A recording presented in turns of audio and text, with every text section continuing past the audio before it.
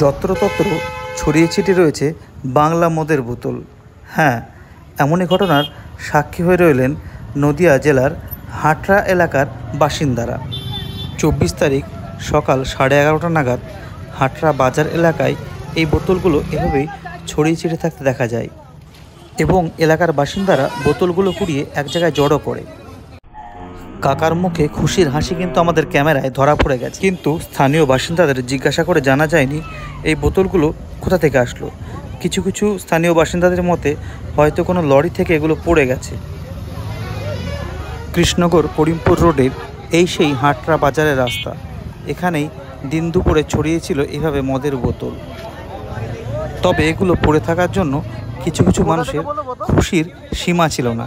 কিছু কিছু মানুষের মুখ দেখলেই বোঝা যাচ্ছে, একটু দেখুন ভালো করে, তারা অনেক খুশি ছিল এগুলোতে।